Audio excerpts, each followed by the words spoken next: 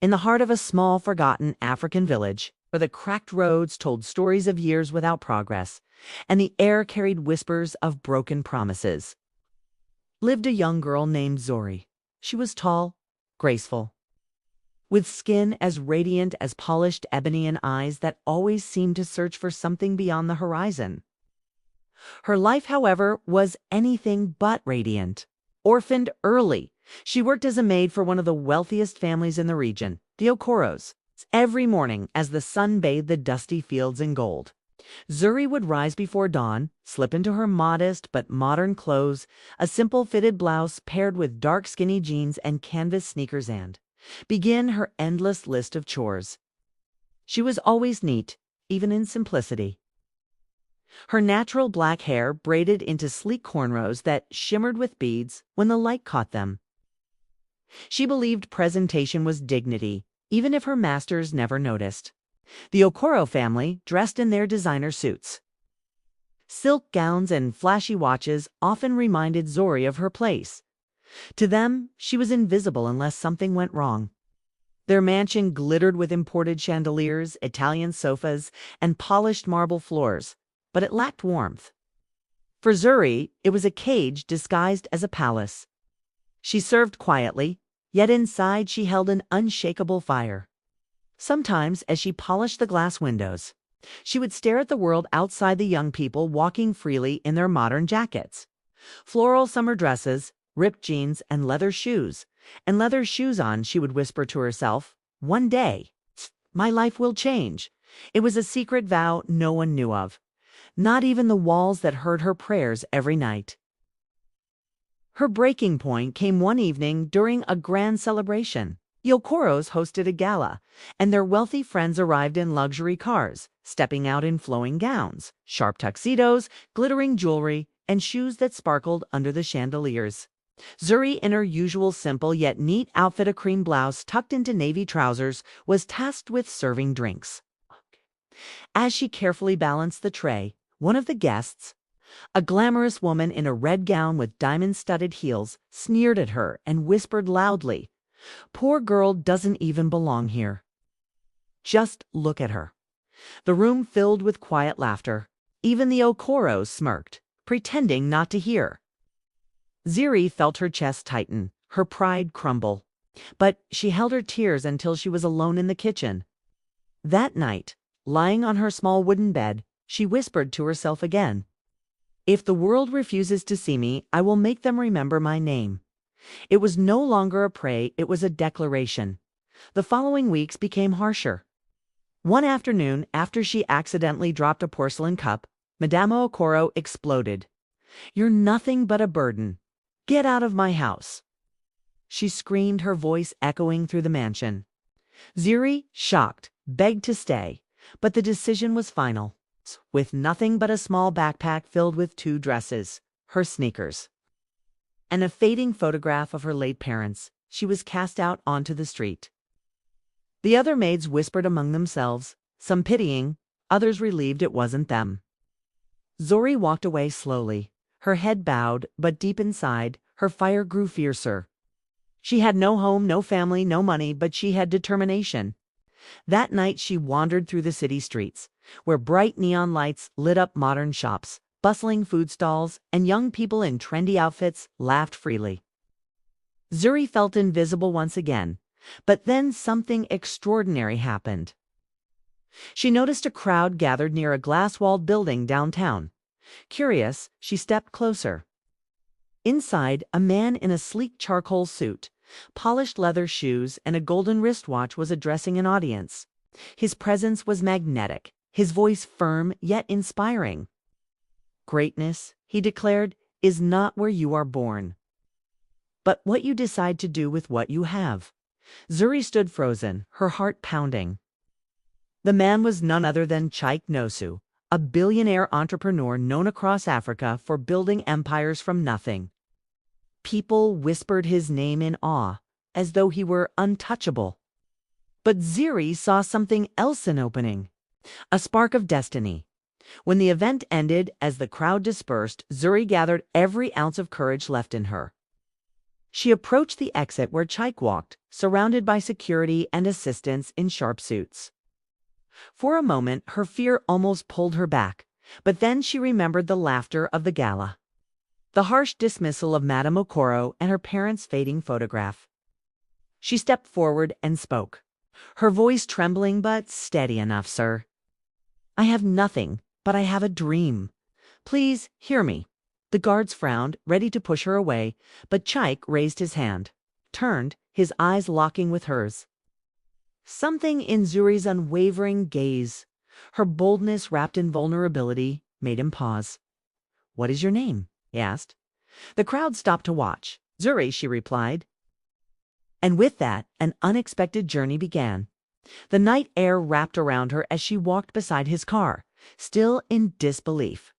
Chaik studied her closely, noticing her simple but dignified appearance, the way she carried herself even in faded clothes.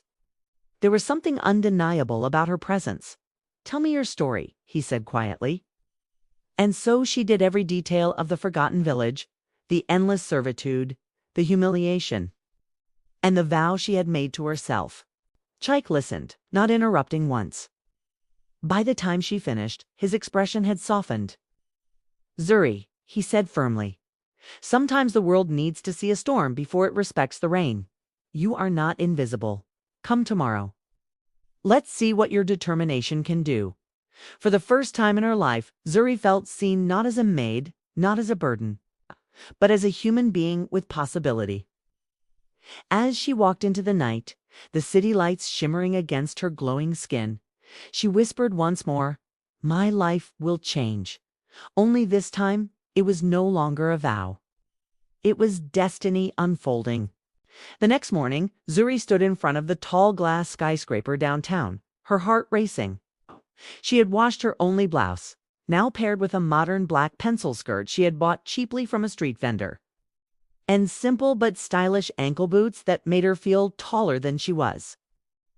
Her braids were neatly tied into a high bun, giving her an air of confidence that belied her fear. As she entered the lobby, the marble floors reflected her steps. She felt small in the crowd of sharply dressed men and women in blazers, chic jumpsuits, and tailored trousers. But her determination kept her upright. Cheek's assistant, a woman in a mustard yellow suit with a sleek bob haircut, greeted her with curiosity. "Zuri, right? He's expecting you." The words alone shocked her expecting her. She was led into a conference room where Chaik waited, dressed in a navy blue slim-fit suit with polished brown shoes and a calm aura of authority. Papers and digital tablets were spread before him. He gestured for Zuri to sit. "You said you have a dream. Oh, tell me what you want to build." Zuri's voice trembled at first, but then her passion flowed. She spoke of the forgotten villages, the children without schools, the women trapped in servitude like she once was. She painted a vision of centers where young people could learn, women could train in modern skills, and small businesses could grow.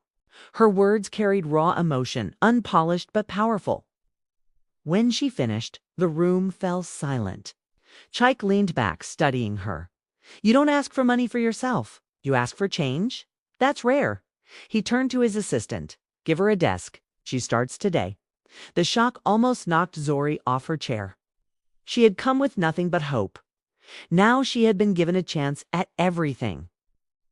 That night, walking home beneath the city's neon glow, she whispered, "This is it. This is where my story begins." The following months were grueling.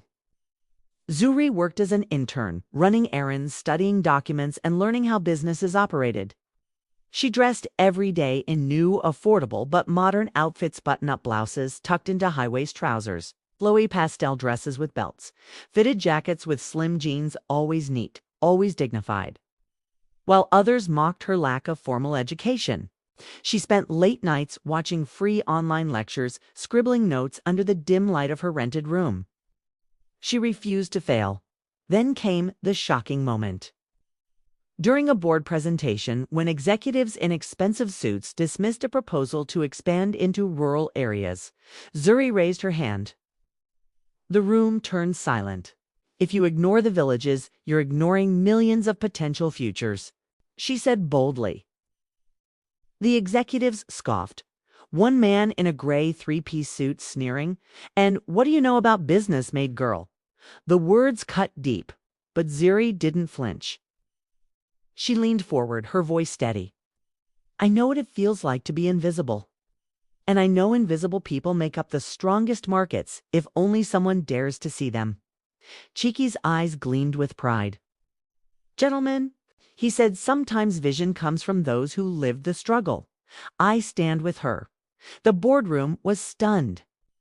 That single moment turned Zuri from a background figure into someone impossible to ignore. Months turned into years. Zuri rose through the ranks, her ideas reshaping Cheek's company. She launched training programs, modern skill hubs, and business incubators in villages. Each launch was cinematic. Crowds of villagers in colorful modern African prints and stylish casual wear cheering as ribbon cuttings revealed new centers. Media outlets captured Zuri's speeches, where she stood tall in elegant gowns merled silk one day, a flowing lavender dress the next, speaking with the fire of someone who had lived every word. But destiny wasn't done with her. One evening, at a prestigious award ceremony held in a grand ballroom with crystal chandeliers, red carpets, and guests in glittering gowns and tuxedos, Zuri walked the stage to receive the award for Africa's Rising Entrepreneur. Cameras flashed, the audience applauded. Then she froze. Among the crowd, she saw them, the Okoros, her former masters, dressed in gold and silver outfits, their jaws dropping in disbelief. The girl they had thrown out was now standing under the spotlight. Honored before them, the host handed her the microphone. The hall grew silent. Zuri looked directly at the Okoros, her heart racing. This was her moment of shock, not just for them, but for the world. She spoke with calm strength. "Years ago, I was told I was nothing but a burden. Tonight, I stand here to say being forgotten is not the end of the story. It is only the beginning if you dare to rise." The room erupted in thunderous applause. Okoros lowered their heads in shame. Cameras zoomed in, capturing every reaction. That shocking twist became the headline the next morning. From maid to mogul, Zuri's legacy inspires millions. From that day, Zuri was unstoppable. She expanded her empire, building schools, investing in young entrepreneurs, and creating opportunities across Africa. She always dressed with gray sleek power suits for boardrooms, elegant gowns for galas, and vibrant modern prints for community events. But no matter how high she rose, she never forgot her vow.